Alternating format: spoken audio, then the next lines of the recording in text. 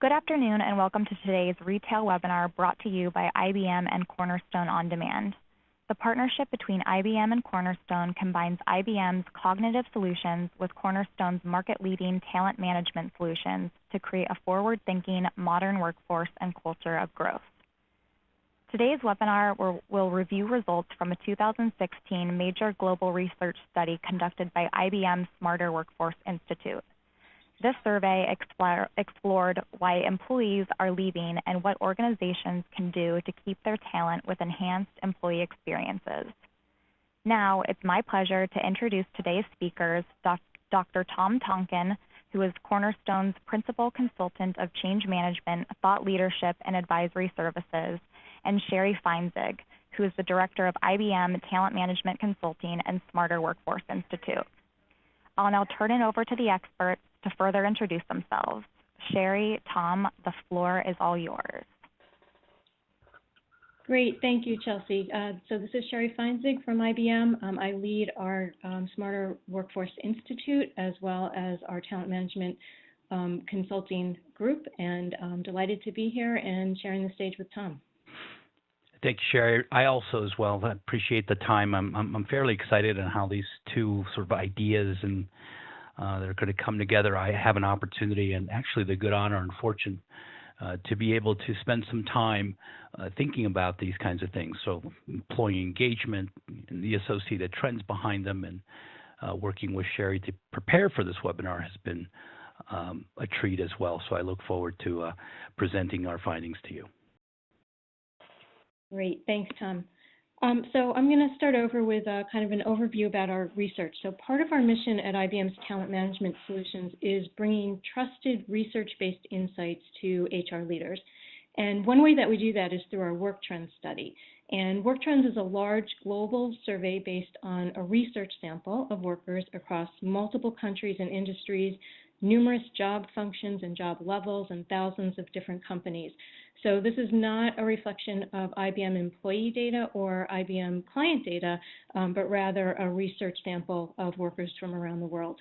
And our most recent administration sampled about 22,000 workers in total from 45 countries and territories. We collected data on a variety of different topics. And today, I'm happy to share with you, as Chelsea mentioned, our findings reflecting specifically the views of retail workers and on the topic of why people choose to stay or leave their jobs. So the first thing we wanted to know is what proportion of retail workers are actually considering taking a new job within the next year. And we found that 18% of retail workers are in fact looking for their next job, and another 49% would consider leaving if a better job came along. So overall, about 2/3 of the retail workers in our sample indicated that they might be tempted to take a new job. So that's a pretty large percentage at risk of leaving. And just for comparison purposes, when we look at other industries within the sample, these numbers are similar, although for retail workers, they're actually slightly higher than average, the percentage that are looking to leave. So we then wanted to see if this desire or propensity to find the next job varied by career stage. And we found that early career workers are, in fact, more likely to consider leaving, with 22% of millennials actively looking and more than half of millennials willing to consider a better job opportunity. And as you can see in the chart, these percentages are lower for Generation X and lower still for baby boomers. When we step back and reflect on this, the pattern is really not surprising to us. People earlier in their careers are more likely to have the flexibility to move around and to pursue new opportunities, but just something to be aware of about your working populations. We also found this similar pattern in other industries, but again, more pronounced in retail. So what exactly defines a better opportunity for workers? If they're considering something that looks better elsewhere than the job that they currently have, what would actually attract them away from their current jobs? That's the next question that we wanted to explore. And we were interested in particular in what attracts high potential workers to new opportunities compared to other workers. So for this analysis, we were able to segment our sample by those who indicated that they've been formally designated by their companies as high potential and are part of a high potential program. So these are the employees, presumably your best workers, the ones who you really, really want to retain within the organization. So first finding, perhaps not surprisingly, is that better compensation and benefits was the top attractor for a new opportunity for all workers. So regardless of whether they're high potential or not, people tend to be willing to leave for more money. But more interesting is when we start to look at some of the other factors, and that's where we see the differences come through for those high potentials. So we found that high potentials are significantly more attracted than other workers to the opportunity to better use their skills in a new job. They're more attracted to better career opportunities and skill development opportunities, and simply to try something new. High potentials in particular, they really want the opportunity to leverage their skills and to continue developing. And if they don't see those opportunities in their current organization, they will seek it elsewhere. So we can see about how many how many retail workers are thinking about leaving their current jobs. We can see some of the causes of what might attract them to new opportunities, especially the high potentials. So what motivates them to stay? What can retail organizations do to keep their workers? Our research shows that two key factors really kind of came out to the forefront: employee experience as well as employee engagement, and these are both strongly correlated with retention. So first, focusing on employee engagement. At IBM, we've been working with clients and advising clients for decades, and we have a plethora of supporting data and analysis around this, that employee engagement is, in fact, a very important construct. We define employee engagement as really kind of feelings that workers have towards their organization. So specifically, pride that people feel in working for their organization, satisfaction with the organization, commitment to the organization, and their willingness to recommend the organization as a place to work. In addition, we recently developed a new measure specifically looking at employee experience. So given the role that we understand engagement to play, we do see that some of our clients in some cases are kind of starting to tap out at engagement and maybe not able to move forward and derive more and more positive results. And so we wanted to really understand, well, what comes next after engagement? And the what comes next that we found in our research is what we've called employee experience. And for employee experience, we define that as consisting of 5 dimensions: having a sense of belonging at work, believing that your work serves a higher purpose, feeling a sense of achievement and happiness from your work, and being energized for your work. So it's really kind of complementary to the idea of engagement with the organization and the experiences that you have day to day from your work itself. And what we found is that both of these constructs, engagement and experience, are associated with a range of positive outcomes, including higher retention. And in fact, we found that the results are additive. So when we segment our respondents into those reporting higher versus lower engagement and those reporting a positive, more positive versus a less positive employee experience, we see that those with the highest engagement and the most positive experiences, those are people who we term passionate employees, they are the least likely to leave their jobs. And in fact, if we go back to the overall numbers we were looking at earlier and we break it down this way, only 8% of these workers report that they're searching for a new job, these passionate workers, highly engaged, having positive experiences, compared to the other categories. And most notably, if we compare it to what we call the apathetic category, lower engagement, poorer experiences, those are the most likely to be looking for a new opportunity. And just kind of parenthetical from a research perspective, there is some overlap in the commitment question within the engagement index and the turnover question or intent to stay. So if we remove that item, we still see the same relationships, whether it's in or out. So pretty robust findings. So what can organizations do to provide positive experiences for their employees? We looked at a series of drivers, things that can can contribute to a positive employee experience. And among the drivers, all of them contribute significantly to employee experience.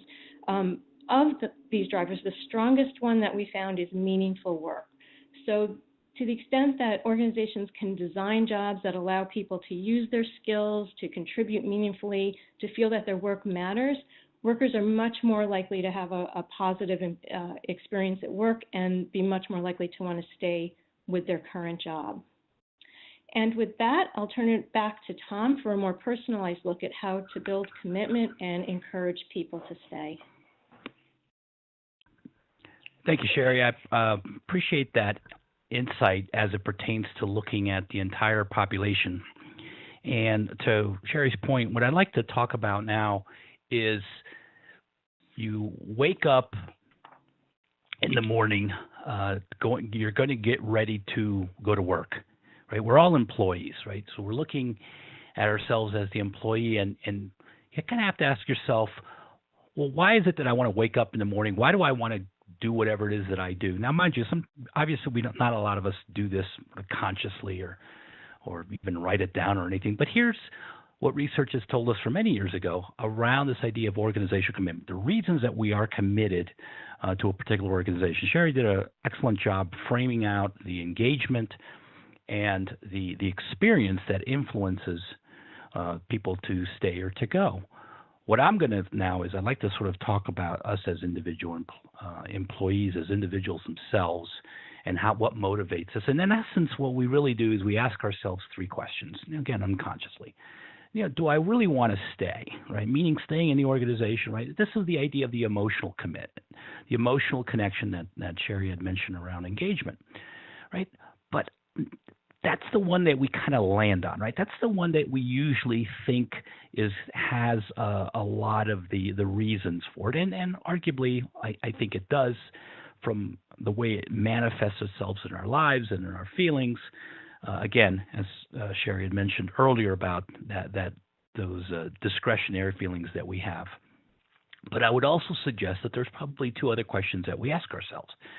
The idea the other way around, right? Maybe it's a negative view of things, but the idea, do I need to say, that's sort of the cost of leaving. So if I were to find the time in my journey where I would say, I'm upset, I don't like it, I don't like the experience, I don't have those feelings, and I'm now going to leave.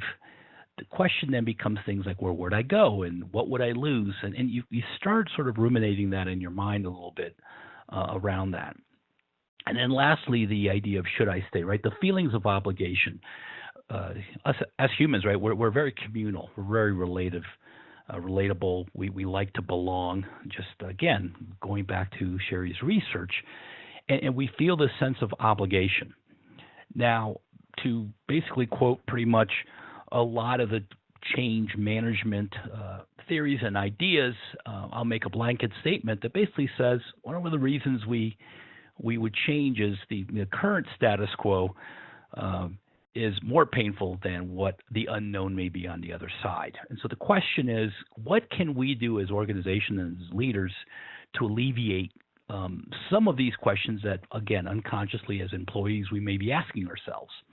So let's just take these questions one at a time and break them down to see if we can potentially find individual actions that we can take. So the first idea is what I want to say, right? This is the question, why do I want to stay, right? It addresses these positive emotional connections that I may have to the organization. I like the people I work with. I like the commute.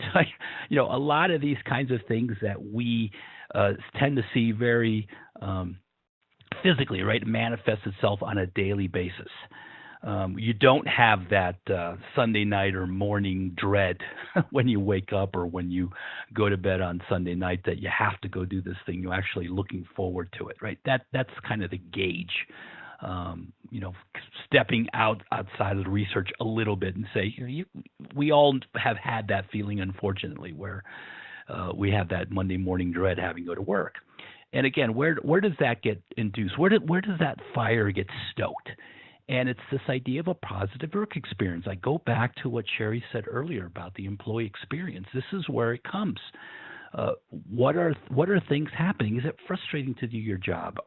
Do you have, as I affectionately call sometimes, the business prevention department? Are they actively at work, slowing you down and not giving you the opportunity to fully actualize who you really want to be?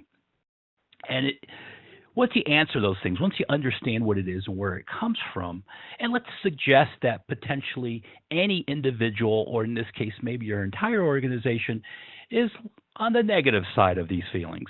What can you do as a leader in the organization to potentially, again, stoke those fires, fuel that beginnerness, that excitement that people were looking forward to once they were hired by your organization? They wanted to come. They wanted to change the world. How can you get those feelings back? And I would suggest there's obviously multiple things, but I want to get real practical here. One of the things I would do is this idea of testimonial videos, the ability to basically put somebody in front of a camera or even an interview or in front of people and basically ask them, what brought you here? Why is it that you want to be here? And what that does, it goes back and harkens back to the days that I started in this company for the reason, right? It refuels that. Peter Vail talks about this idea of having this feeling of beginnerness. Remember when you first didn't know how to do something, but you really wanted to do it and how exciting it was? And every time you either turned that page or did whatever that hobby was, you just learned more and more and more and more. Remember those feelings? Wouldn't it be great to have those feelings all the time, or at least most of the time when you address that, right? Now, testimonial videos themselves may not be as useful right out of the gate, but it would be an interesting exercise to be able to look at that and say, well, gee, I remember those days, and I want to get those days back. The second thing I would suggest maybe is this idea of professional developments and classes that coincide with your employees' career aspirations. So we all have a job to do, right? I divide these things into sort of two types of behaviors, and this goes back to some of the engagement discussions that were had earlier, and even beyond this webinar, where we say, well, we've got these things on our list of to do, right? I have a job to do. I have a job to deliver. I'm getting paid for something. These are what I call the compliant behaviors, the things that keeps me here and employed. Also some what I call pro-social behaviors, right? Being punctual and courteous to others. And then there's other things, right? That's what I call that discretionary effort. What do I want to do outside of my job? And sometimes those things are maybe getting better at my job, but also they might have different career aspirations. Maybe I want to be a manager. Maybe I want to move up, or maybe I just want to do something completely different.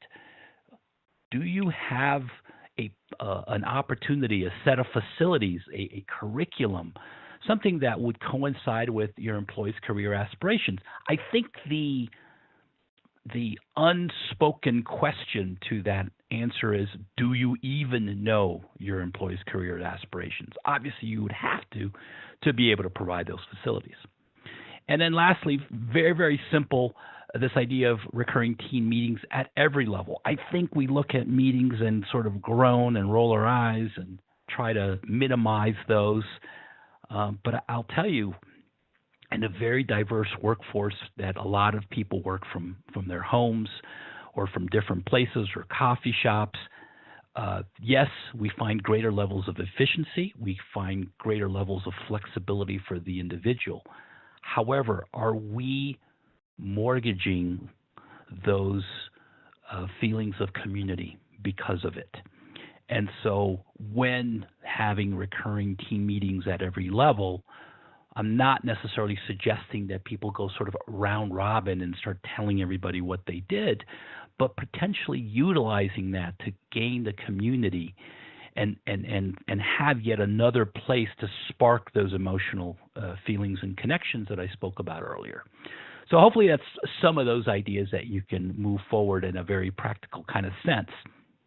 Now, I think that first question is one that we probably grapple with most, and that's the thing that usually manifests itself on a daily basis.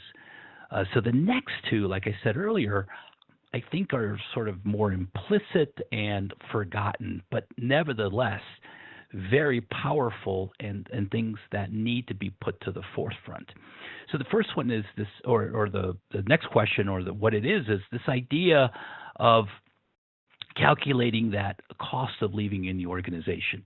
Now, immediately when we say those terms, we tend to think, is it financial or benefits? Is one company have better benefits than another? And we get into all of that. Again, not minimizing those, because I think those are very important. Understanding the mix of your employee population as far as age and interest and where they are in their lives, not necessarily just their career. Certainly financial and other types of perks and benefits should really match those. But that's not necessarily really what I'm talking about. What I want to also expand this conversation is into some of the more abstract cost of living, right? The investment that I put in, the sweat equity that I might have placed, the fact that I have a very strong community which allows me to actually get things done in a better way. I could tell you my personal experience of the many years that I've been in the workforce. Anything of great value that I've ever done or have created a legacy has come from a team, has come from people that I have known that have different skills than I do. I can't go back and say that I've left some kind of legacy at a company all by myself. That just wouldn't be true. It would be disingenuous. And so, what are those that sweat equity that a lot of employees put into and have this feeling of legacy from a particular company? I can tell you that personally, I cherish that because I know that if I've got people I work with that have different skills, I know that I will learn more, which of course learning and development is one of those top retention or even attrition reasons, but also that I can achieve things of not only greater quality but greater magnitude. If both of those things, what it is and where it comes from, are true, and it kind of resonates with you right now, kind of shaking your head up and down, let me propose a few actions that you can take forward. Right? I think the first thing we can do is expose the organization, all of the organization across different lines of business. So, do you really understand what other people in different organizations actually do, and how you can contribute to them or how they can contribute to you? I would suggest, especially in this very diverse, very heterogeneous environment of sort of in-office workers versus remote workers and all of that, I think we lose a little bit of that. And I think, again, that flexibility comes with a cost of not really having the ability to know what everybody does. So what are things that you can do to expose other people to other parts of the organization? Have employees invested in the organization and become visible. This was kind of akin to what I was telling earlier about those testimonial videos. Also, the ability sort of to filling out their sort of internal profile page, right? To exposing a little bit about themselves. Here at Cornerstone, obviously, we utilize our own talent management system, and we happen to have a profile page. And in that profile page, it gives us all sorts of opportunities to say a bunch of different things. Certainly, it says, our phone number and where we live and have a picture. But there's also an opportunity to talk a little bit about your past, a little bit about your interest. And I find it very interesting as a researcher how those profile pages really sort of tease out people's personalities. And, before I actually talk to somebody in another part of our organization, I go visit their profile page, and that quickly gives me an idea of who I'm dealing with. And I would suggest that many of you out there probably have similar types of functionality that don't necessarily see this as a compliance step, but see this more as a retention step towards your overall organizational strategy. The third thing is sort of these ideas of special internal projects. what's interesting is we found two very distinct advantages to doing internal projects that are cross-functional. One of them is we found this idea of we can develop emergent leaders. Now, I'm going to use the second definition of emergent, not the first. The first, we always think something that's rising, emergent's rising. But the second definition, and again, I go back to sort of dictionary definitions, the second definition of emergent really talks about the unexpected. So we have a particular view of an individual who's doing their job, maybe they're an individual contributor, and they find themselves doing their job, right? Not necessarily leading anything, maybe, like I said, an individual contributor. But if we could put those people in a different context, in a different situation, we may see some of their leadership traits that we were unable to see in their current their current role. And so internal projects, especially those that are cross-functionals, will expose that. What's interesting about that, again, staying with the theme of do I need to stay, if that were to happen, you might find that people may invest more of themselves to that company or to your organization because they feel as if they are now being seen in a different context. And I'll tell you one example that always comes to mind is once a month here at Cornerstone we have something called Development Day. This is where we both figuratively and literally close the doors to the company and we all train each other. What I mean by that is somebody has got a passion or level of expertise and they want to present that, they present it to each other. That's kind of a manifestation of these internal projects. Now, before you sort of think about, people sitting around talking about talent management or anything else, actually, no, not really. We actually talk about different things. I still tell the story all the time. One of the young ladies there had a passion for making cake pops. And so she says, I want to teach people how to make cake pops. And so sure enough, we did that. Now, it was a lot of fun and people learned, but we saw this particular individual in a different light. She took charge. She was leading the effort. She was collaborative. There was a bunch of these other traits. And now that we have this exposure of this emergent leader, we can tease out these new skills and potentially have that investment back into the individual. So anyway, so all sorts of interesting things we can do. And lastly, similarly to everything I said, is this idea of increasing employee engagement. Sherry went at length about some of the characteristics of increasing employee engagement, one of those dimensions that IBM were able to find, as well as that employee experience aspect of it. So I would put all of that sort of in that box. Well, very good. So let's go ahead and go to the last question and wake up in the morning and implicitly think.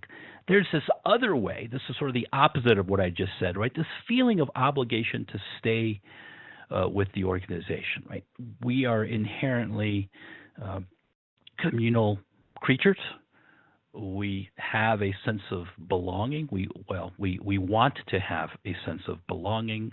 We want to be socialized. And once these things are embedded into ourselves, we tend to birth a sense of obligation to others. So the obligation may not necessarily be directly to the company, but it may be directly to the people in the company. And mind you, arguably you could say that it's the people that actually make the company. And where did this come from, right? This is when employees get socialized into the organization, and the company actually invests back into the employee, and that investment comes in all sorts of different ways.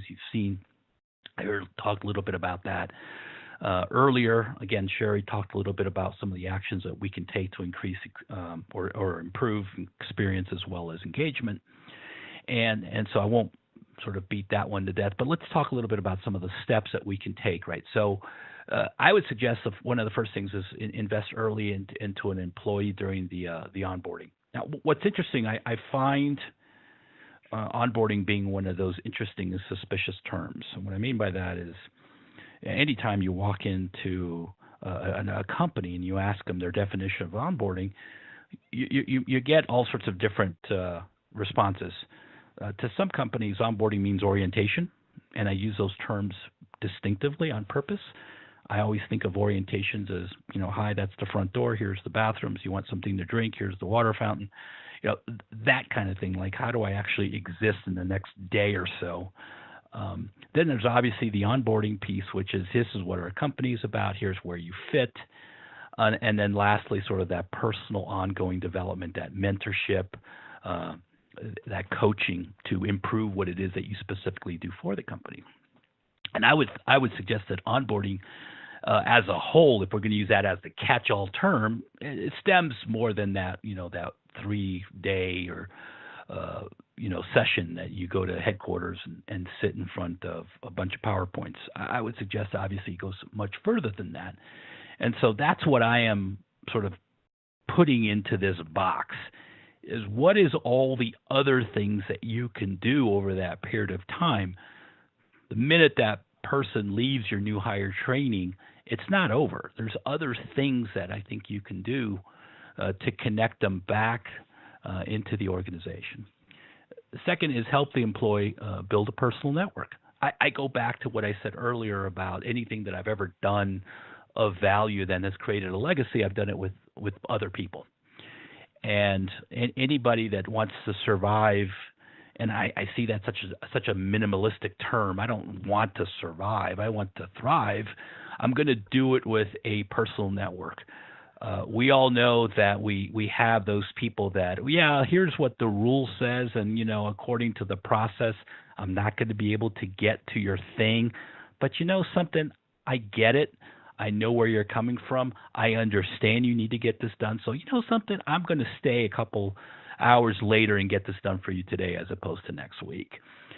It's those kinds of things. It's that discretionary effort from others that gets things done and creates that sense of obligation. I mean, reciprocity comes to mind, where I have strong feelings if somebody does something to me. For me, I feel as I should do something back, and if you do that enough times, you build that network. I have to share this story. It's just a funny story of reciprocity. There was a couple, an older couple, that during Christmas you'd get all the Christmas cards that would come in, and there was a Christmas card that came in from somebody that lived. I think they lived in the Midwest, and this Christmas card came from somewhere in Southern California, and it was basically one of these pre-printed cards, and said, best, Tom and Lori.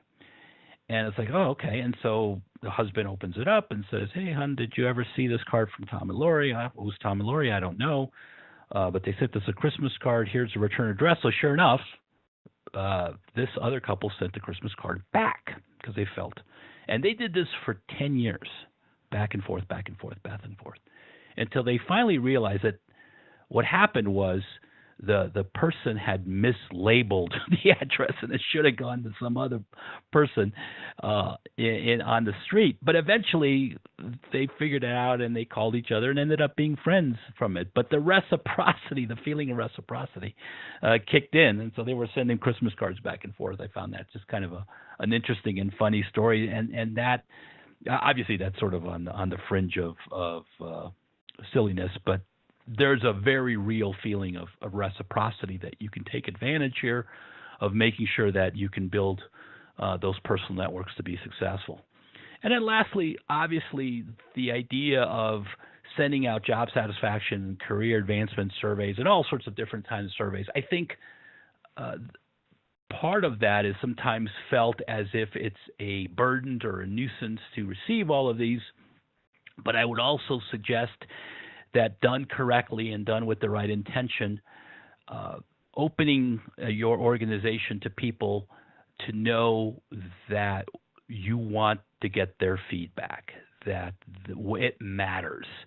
what they have to say and what they have to think about. And in essence, you are reaching out to them because they're part of the community.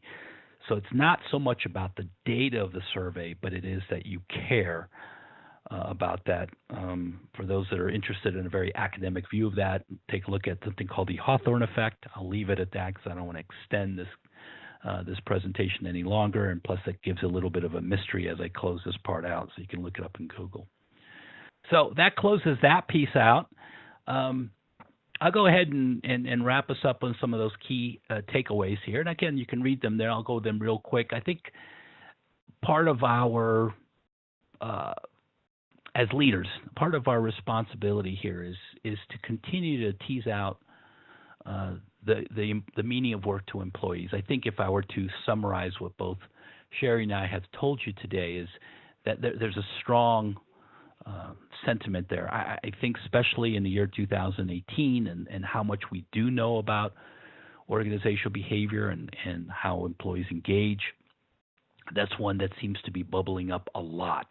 And if we can keep that sticky somewhere in our office to remember to do that, I think it would serve us well. Offer career development is also an important part. Lots of different survey data on this, where retention and attrition type of things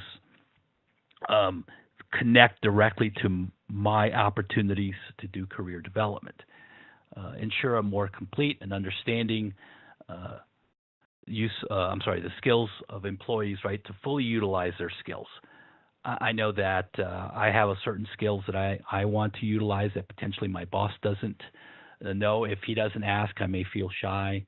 If you're attentive to those, I think, again, it would serve you well, not only for your organization, because obviously you now have other skills that you didn't know you had, but also the ability to people feel that commitment.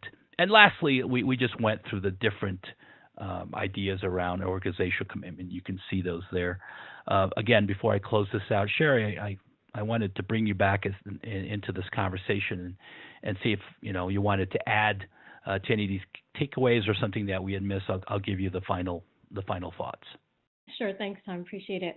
Really great specific suggestions that you made, and this is a little bit off topic, but just going back to the video testimonials, that can also be a really great tool for recruiting as well, to give potential employees a sense of what it's like to work in the organization. So I really like those suggestions you made. The piece about the skills, and remember particularly high potentials, it's important for them to be able to develop their skills. Give people the opportunity right within the organization, and there are tools and content and techniques that can help people really understand what skills are valued by the organization. Competency modeling, in IBM we have what we call our talent frameworks to really give visibility to what skills might be needed for a particular job that you're interested in, for example. And then Tom, you also mentioned the career piece, so important to give people visibility to the opportunities that they have within their organization so they don't have to look elsewhere.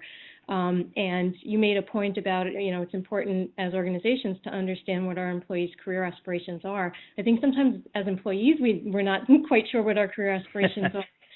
There's technology that's available today. We've used something internally in IBM called My Career Assistant that we can offer to clients, Watson Career Coach, to give people visibility to what potential career opportunities there are for them that they could be a good fit for, and then connecting learning opportunities and skill building opportunities to those aspirations. So some really, really great suggestions for how to retain employees and keep them motivated. Well, excellent. Well, I'd like to turn it over back to Chelsea as we close out this webinar. So if you guys are interested in learning more and to really diving into the details of some of the content that we discussed on this webinar, here's a link for you to download the white paper directly and get a really in-depth look on some of the different areas that we really just brushed upon today. So thank you both so much for your time and your insights. And thank you to our attendees for tuning in. And if you have any questions for our presenters, please feel free to email them directly. You'll see their contact information on this screen here. And with that, I will give you guys back the remainder of your day. So thank you for tuning in.